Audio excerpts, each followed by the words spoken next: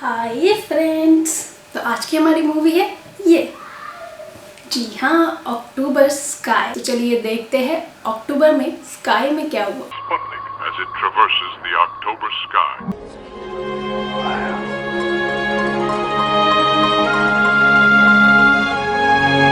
Sputnik is a milestone in history. यह story अक्टूबर 1957 की, जब सोवियत यूनियन ने सबसे पहले अपना सैटेलाइट लॉन्च किया और वो गुजरा हमारे हीरो होमर के टाउन से। और उसके बाद क्या हुआ देखो। I'm gonna build a rocket. You better take an interest in your own town. Just don't blow yourself up. Homer satellite को उड़ते हुए देख के इतना इंस्पायर हो गया कि उसने ठान लिया कि वो भी खुद का एक रॉकेट एक दिन जरूर उड़ाएगा। और इसी सोच के साथ उसने 3-4 दोस्त इकट्ठे कर लिए जिनका इंटरेस्ट भी लगभग सेम ही था और शुरू कर दी अपनी कार्रवाई। तो चलिए देखे क्या हुआ। 5, 4, 3, 2. Holy shit, it's headed for the mine. So this is what you've been up to in the basement, huh? Homer ने अपनी प्लानिंग और प्लॉटिंग तो शुरू कर दी, लेकिन उसके पापा को उसका ये आइडिया बिल्कुल पसंद नहीं आया, क्योंकि उसके पापा जो कोल माइन में काम करते थे वो ये चाहते थे कि उनका बेटा भी एक दिन उन्हीं की तरह कोल माइन में काम करे और उनकी पोजीशन को उनके बाद वही ले। लेकिन होमर ने तो ठान ली थी कि वो बनाएगा रॉकेट, तो पापा की बात को उसने किया totally avoid.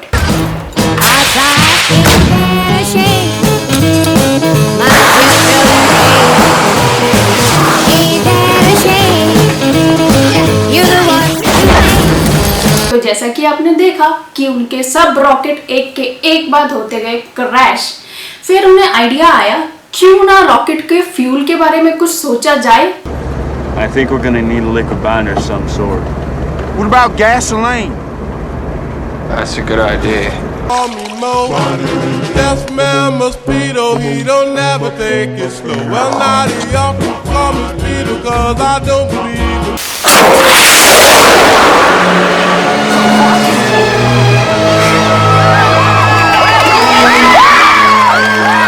I know the math is too advanced for you. It is for me too. There's calculus, differential equations. No, I learned the math. This is great, Miss Riley. I learned everything. It's the best present anyone's ever given me. फिर जब उन्होंने fuel के साथ किया थोड़ा बहुत experiment, तो उनका रॉकेट गया बहुत ऊंचा। और उन सब की इस काबिलियत को देखकर उनकी साइंस टीचर हो गई उनसे बहुत खुश, और उन्होंने होमर को दी एक बहुत ही इंटरेस्टिंग बुक जो आगे चल के उसके बहुत काम आई। You have these boys in handcuffs. I found a rocket on the side of the road. भैया रॉकेट गया तो बहुत ऊपर, लेकिन वो गया कहाँ ये किसी को पता नहीं चला। और ऊपर से होमर और उसके दोस्तों पे लग गया ये इल्जाम कि उनके रॉकेट की वजह से जंगल में लग गई आग और उन्हें उठा के ले गई पुलिस। पर जैसे तैसे करके होमर के पापा होमर को और उसके दोस्तों को वहां से छुड़ा के ले आए। A mountain about fell on your head. John here. He saved your life. Mine में हो गया है एक एक्सीडेंट जिसमें हो गए हैं होमर के पापा इंजर्ड, और मजबूरन होमर को स्कूल छोड़ के अपने पापा की जगह करनी पड़ी कोल माइन में जॉब। होमर और उसके दोस्तों ने अपनी रॉकेटरी और लॉन्च साइट कर ली destroy.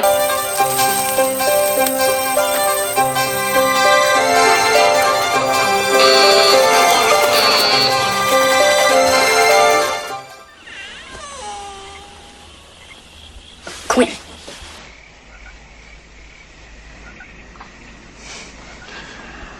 Homer, you figured this equation out by yourself? Well, if I did the math right, it proves that you can't. It proves we didn't start that fire. Homer को याद I miss रिली की दी हुई वो book, और उसने की बहुत calculation, और जहां उसे डाउट था उसे सॉल्व करने के लिए पहुंचा वो अपने दोस्त के घर। और उसके बाद क्या हुआ देखो। You cannot prove conclusively that another one of them didn't start that fire. Yes, I can. That fire was near Welch, just under 3 miles from our launch pad. And at the time of the fire, the best that we could do was 1.2 miles, which is exactly where we found that rocket, Mr. Turner. तो देखा ना आपने कि Homer ने कैसे अपना point prove किया कि उनके रॉकेट ने जंगल में आग नहीं लगाई है, जंगल में आग लगाने वाला तो कोई और ही रॉकेट है। अब तो हुमर के प्रिंसिपल ने भी हुमर और उसके दोस्तों का साथ दिया और उन चारों को साइंस फेयर में पार्ट लेने का मौका दिया, और स्पेशली हुमर को। I got Miss Wade working on your travel arrangements, so you boys are gonna have to decide who's going to Indianapolis. Come on, you dope. You know you're going, Homer. Yeah. और फिर उन्हें मौका मिला national science fair में जाने का। Principal ने आके ये बोला कि नेशनल साइंस फेयर में तुम चारों में से कोई एक जा सकता है। उन्हें एक बार भी ये नहीं सोचना पड़ा कि किसको भेजे। जी हाँ, नेशनल साइंस फेयर में गया Homer. Homer has gotten a lot of help from the people in this town. But not you, John. You never showed up. He's your son, for God's sake. The highest scholastic achievement award for science. The National Science Fair's first prize gold medal goes to Homer Hickam.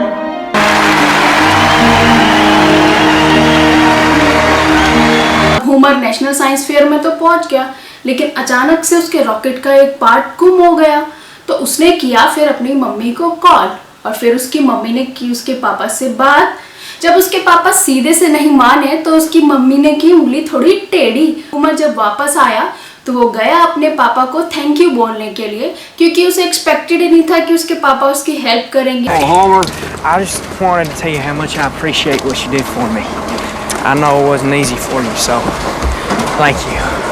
Here you met your big hero. Didn't even know it. But Dad, I come to believe that I got it in me to be somebody in this world. And it's not because I'm so different from you either. It's because I'm the same. I mean, I can be just as hard-headed and just as tough. I only hope I can be as good a man as you are. I mean, sure, Dr. Von Braun's a great scientist. But he isn't my hero. जी हाँ, Homer ने indirectly यही कहा कि वो scientist उसके hero नहीं है। वो बहुत अच्छे साइंटिस्ट हैं, इसलिए वो उसके आइडल हैं, लेकिन उसके हीरो हमेशा से सिर्फ और सिर्फ उसके पापा ही है। तो फिर फाइनली बारी आई होमर के रॉकेट लॉन्च की। फिर क्या हुआ देखो। And finally, I'd like to dedicate this rocket to my mom and to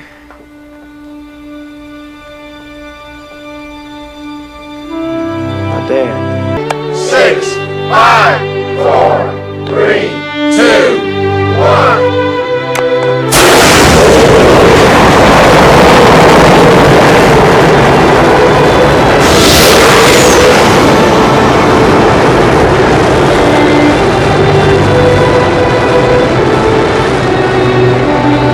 Look at it go, Homer. This one's gonna go for miles.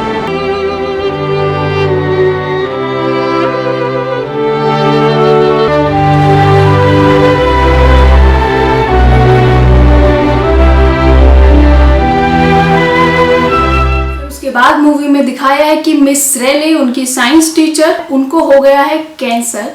और जैसे कि वो हमेशा होमर और उसके दोस्तों के रॉकेट लॉन्च में आती थी, इस बार वो रॉकेट लॉन्च में नहीं आ सकती थी, लेकिन खुद को इतने हाई एल्टीट्यूड पे शिफ्ट कर लिया कि जब होमर अपना रॉकेट उड़ाए तो वो उसे अपने बेड पे लेटे हुए भी देख सके। और फाइनली होमर के पापा को उसका टैलेंट समझ में आ गया और उन्होंने भी उसे इनडायरेक्ट वेज में सपोर्ट किया, उसके कंधे पे हाथ रख। और इसी के साथ हो गई मूवी खत्म।